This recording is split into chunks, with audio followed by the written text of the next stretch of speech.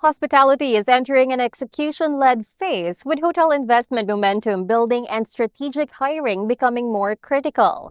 Victor Mogilev of LHC International shares his perspective.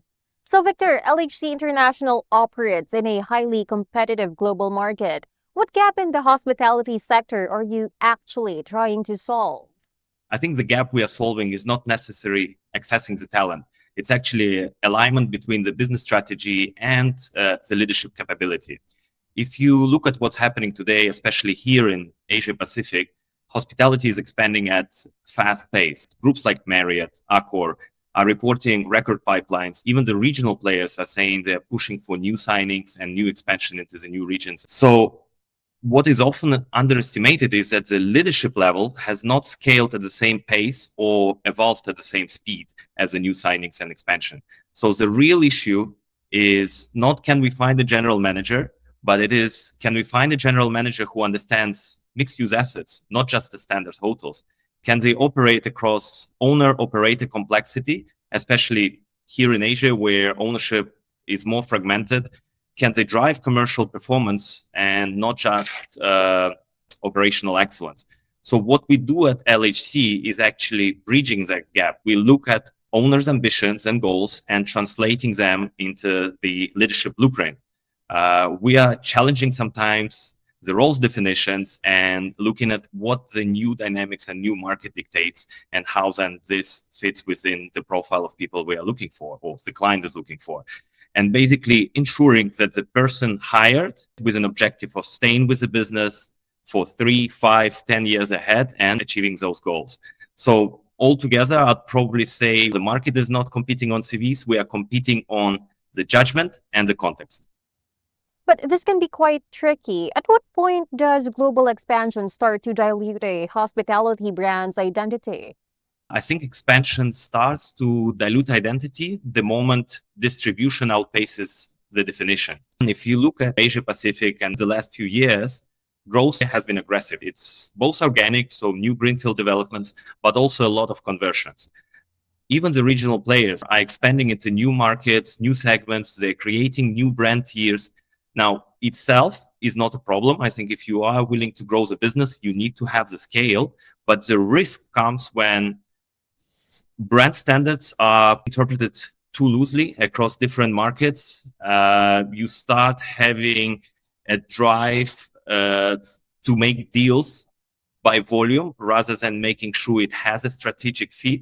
And then this also leads to not having the leadership teams aligned with the brand's core DNA.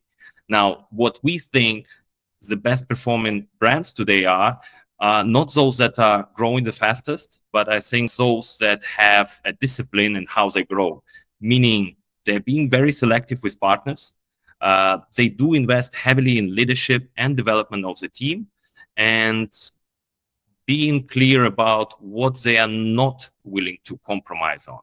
So the point is not increasing the number of hotels, but it's when the brand loses control over how it is executed on the ground. That's when you have the risk of diluting the brand identity.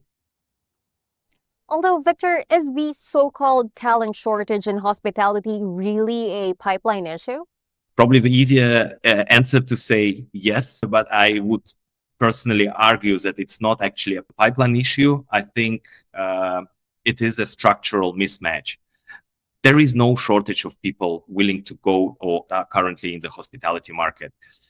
Again, Asia Pacific, the workforce is huge and increasingly mobile.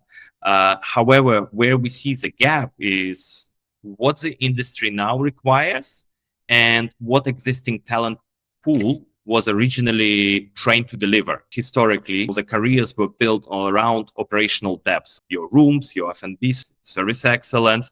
But these days, the leadership has shifted significantly. General managers are expected to be basically asset managers, not just on operators. There is a very strong increase of focus on owners' relationship, financial performance, not just of operator, but of the asset, being able to drive the commercial strategy. And then we also have mixed-use developments, branded residences, lifestyle positioning, which is sometimes overused terminology. At the same time, the expectations have also shifted, right? We have greater focus on work-life balance, especially after the pandemic. People are much more selective about relocation, especially within the emerging markets. And there is a higher scrutiny on ownership quality and long-term stability. So from a talent pool, they are not just looking anymore at a brand or type of companies they are joining. They are looking at who is the owner, what's the objectives of that owner, and how he or she will fit with those objectives. So when the companies say there is a talent shortage, I think usually what they mean is a capability gap at the leadership level.